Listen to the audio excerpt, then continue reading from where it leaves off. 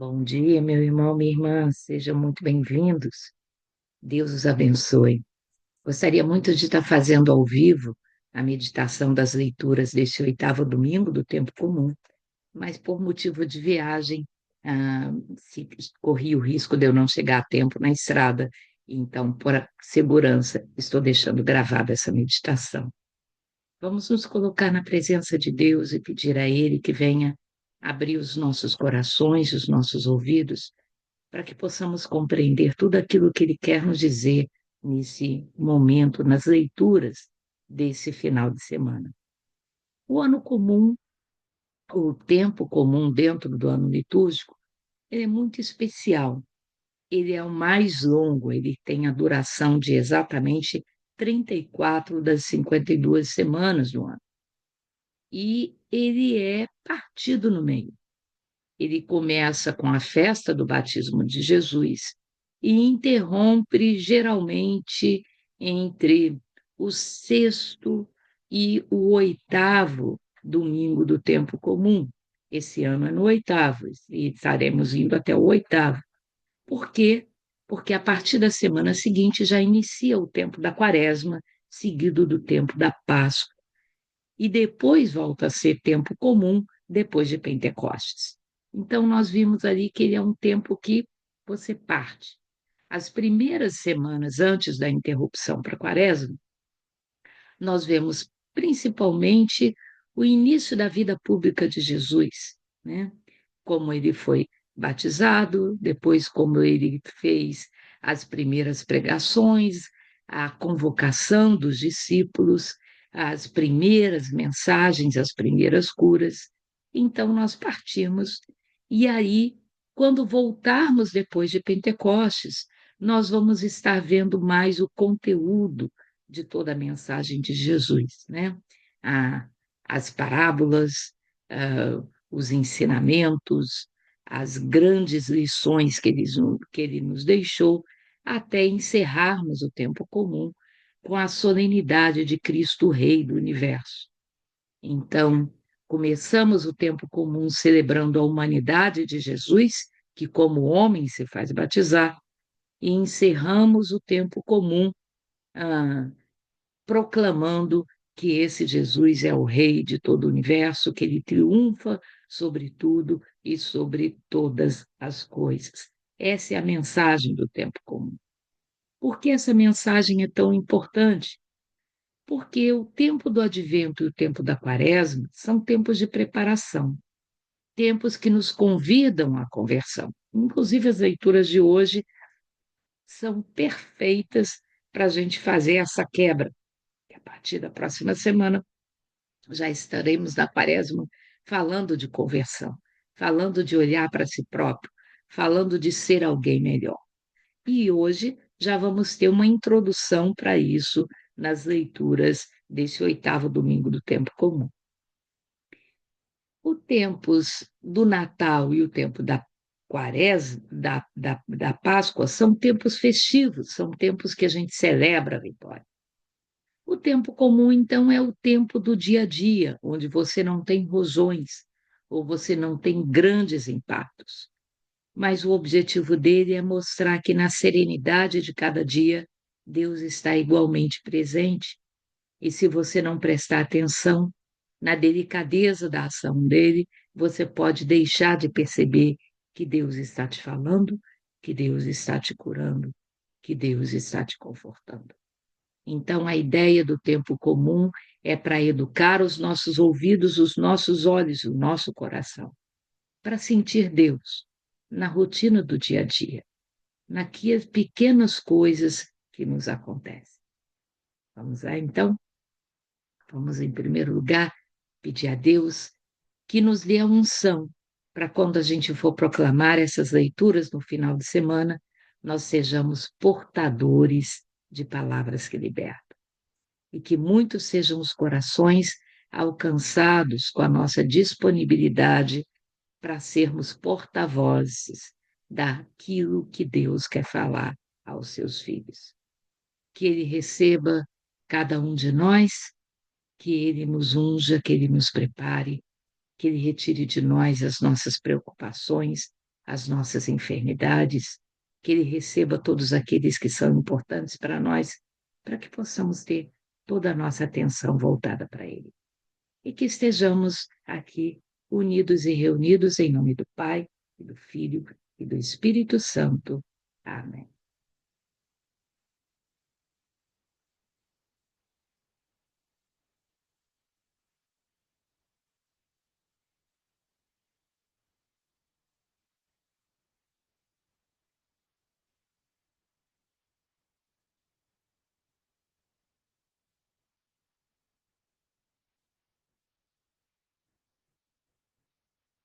Ok. A primeira leitura do tempo comum, ela é tirada do livro do Eclesiástico e diz assim: leitura do livro do Eclesiástico. Quando a gente sacode a peneira, ficam nela só os refugos. Assim, os defeitos de um homem aparecem no seu falar. Como o forno prova os vasos do oleiro, assim o homem é provado em sua conversa. O fruto revela como foi cultivada a árvore. Assim, a palavra mostra o coração do homem. Não elogies ninguém antes de ouvi-lo falar, pois é no falar que o homem se revela. Essas são para nós palavras do Senhor. O que essa leitura está querendo nos dizer, meu irmão, minha irmã, é que se dizemos que somos cristãos, temos que agir como cristão. Na verdade, não adianta nada nos oferecermos para sermos servos de Deus, se não formos como Deus, se não formos nesse mundo a imagem visível desse Deus. Porque se, na verdade, nos dizemos cristãos, nos dizemos servos de Cristo, mas, no entanto, as pessoas, quando estão conosco, são humilhadas, ofendidas, ignoradas, desprezadas, julgadas. Elas podem chegar à conclusão de que Jesus é assim, e ele não é.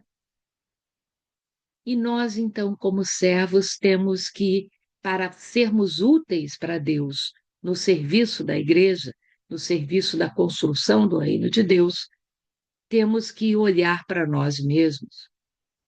Nós não podemos dar aquilo que não temos. Se não formos cheios de Deus, não conseguiríamos levar Deus para aqueles que precisam de Deus.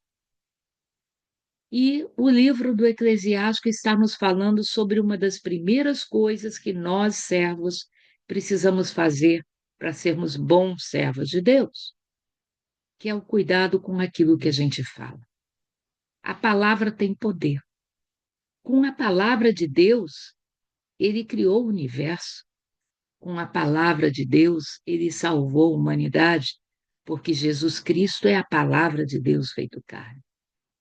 E a palavra tem que refletir a pessoa. Jesus, como palavra de Deus, reflete quem Deus Pai é.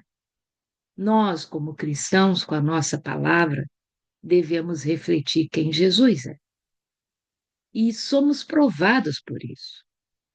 Uma pessoa pode ter todos os talentos do mundo, mas se ela usa esses talentos não de uma forma boa, mas de uma forma que vai trazer sofrimento, que vai trazer decepção, que vai trazer amargura para aqueles que convivem com ela. E geralmente esse tipo de pessoa se revela exatamente a partir das palavras que você escuta ele falar. Nós levaríamos mais a sério aquilo que sai da nossa boca. Muitas vezes falamos piadinhas para podermos sermos simpáticos, mas será que o conteúdo dessas piadinhas reflete a essência de quem nós precisamos ser? Muitas vezes elogiamos alguém de forma vazia, quando essa pessoa, na verdade, está precisando de um conselho, de um alerta. Será que vale a pena a gente contribuir para que ela continue se iludindo de que a forma dela agir está perfeita, quando isso não está? Então a leitura aqui diz: olha, quando você sacode a peneira, você vê o que que realmente existe ali. Como no forno, o vaso que o oleiro passou tanto tempo moldando, se não foi bem feito, ele acaba quebrando. Também, por nos ouvir falar, é que o mundo vai saber se a gente é cristão de verdade ou não.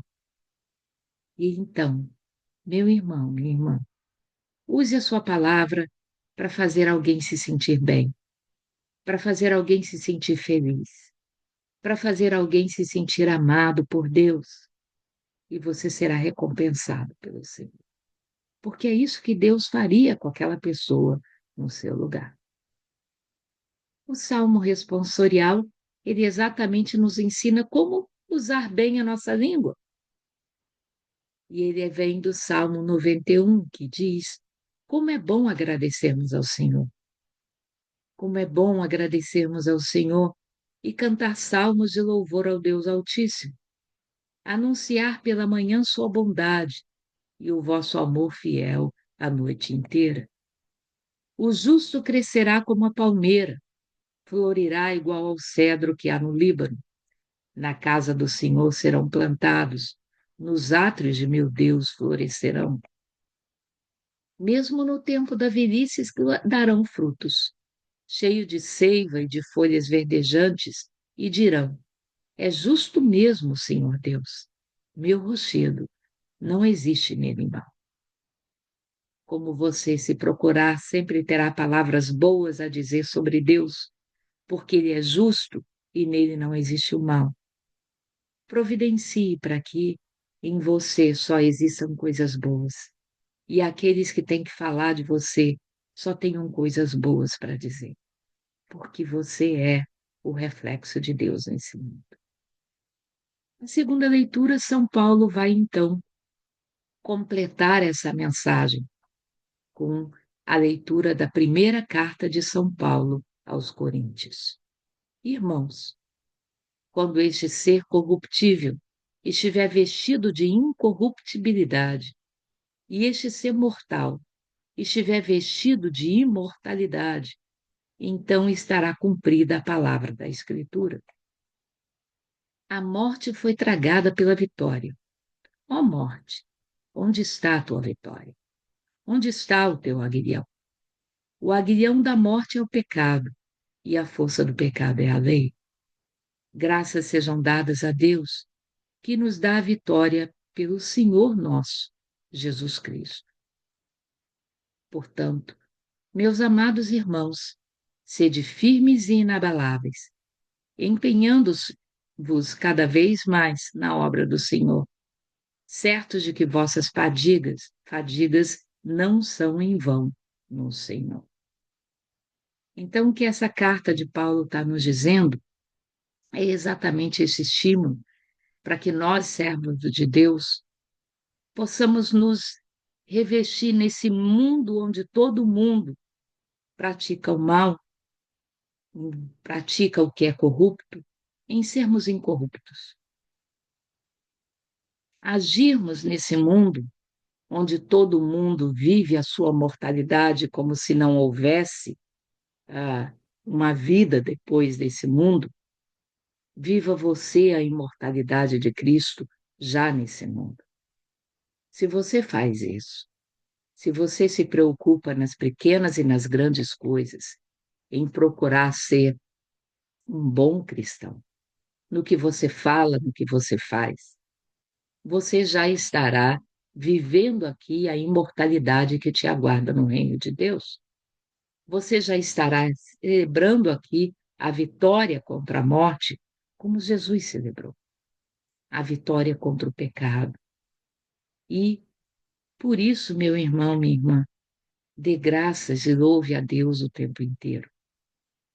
Seja aqui firme e inabalável, empenhando-se cada vez mais em fazer aquilo que Jesus encarregou você de fazer. Pode parecer que ninguém está vendo, mas Deus está, reconhecendo o seu sacrifício, e a sua fadiga não será em vão. O Senhor vê, o Senhor te recompensará. com toda a eternidade. No Evangelho, nós temos uma grande pregação de Jesus nesse sentido, na necessidade da nossa própria conversão, para que sejamos, então, bons servos desse Evangelho que ele pregou. O Evangelho é tirado do capítulo 6 do livro de São Lucas e diz assim: naquele tempo, Jesus contou uma parábola aos discípulos. Pode um cego guiar outro cego? Não cairão os dois num buraco? Um discípulo não é maior do que o mestre. Todo discípulo bem formado será como o mestre. Por que vês tu o cisco no olho do teu irmão e não percebes a trave que há no teu próprio olho? Como pode dizer a teu irmão: irmão, deixa-me tirar o cisco do teu olho, quando tu não vês a trave no teu próprio olho? Hipócrita, tira primeiro a trave no teu olho, e então poderás enxergar bem para tirar o cisco do olho do teu irmão. Não existe árvore boa que dê frutos ruins, nem árvore ruim que dê frutos bons. Toda árvore é reconhecida pelos seus frutos. Não se colhem figos de espinheiros, nem uvas de plantas espinhosas. O homem bom tira coisas boas do bom tesouro do seu coração. Mas o homem mau tira coisas más do seu mau tesouro, pois sua boca fala do que o coração. Nossa, parou aqui a leitura? Do que o coração está cheio, né? Essas são para nós palavras da salvação. Esse evangelho é muito claro, meu irmão. Se você quer se dizer cristão, quer contribuir com Jesus Cristo para que esse mundo seja um lugar melhor, você primeiro precisa se deixar converter por ele. Porque como você pode mostrar um caminho se você é mais cego do que aquele que você quer conduzir? Um discípulo não é maior do que o mestre, mas o discípulo bem formado será como o mestre. Se você quer ser discípulo de Jesus, você tem que procurar ser como Jesus. Não conseguimos, mas essa tem que ser a nossa meta de vida. Em Efésios, no capítulo 4, São Paulo vai dizer que nós só precisamos crescer até tivermos atingido a altura do homem perfeito à medida de Cristo.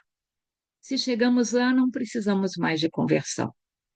Mas se ainda não chegamos, todo dia é um dia para a gente olhar para Jesus, olhar para nós mesmos e vermos como precisamos mudar, o que precisa ser mudado para sermos como Jesus.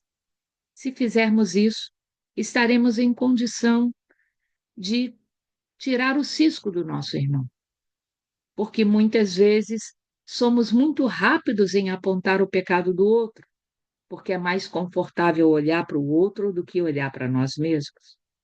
Estaremos iniciando um tempo de quaresma, onde a igreja nos ajuda e nos recomenda que olhemos para nós mesmos, para que assim possamos sacudir a peneira, tirar fora aquilo que não serve e sermos então mais preparados para sermos, na verdade, nesse mundo, espelhos de Cristo.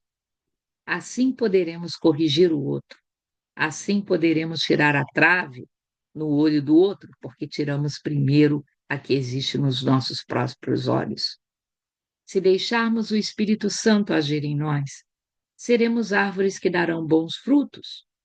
E isso é muito importante, porque tal como você não tira figo de espinheiro, nem uva de planta espinhosa, se você é alguém amargurado, entranhado no seu pecado, na sua dureza de coração, como você vai poder ser alguém que mostra a ternura de Cristo, a sabedoria de Cristo, a bondade e a misericórdia de Cristo para quem você encontrar?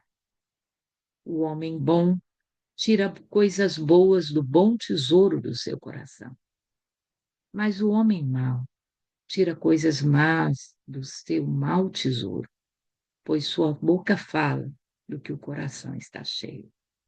Que a sua boca fale do que o seu coração está cheio. E que o seu coração, meu irmão e minha irmã, esteja cheio de Deus. É isso que nós esperamos e que Deus espera de todos nós. Amém? Tenha um santo carnaval. Que se você vai viajar, tudo corra bem para você, para sua família. Se você fica, que você fique em paz, na graça e na bondade e misericórdia de Deus. Fique com Deus. Nos vemos semana que vem. Que o Senhor nos abençoe e nos guarde. Que Ele volte para nós o seu rosto e se compadeça de nós. Que Ele nos mostre a sua face e nos dê a sua paz. É o que pedimos em nome do Pai, e do Filho, e do Espírito Santo. Amém.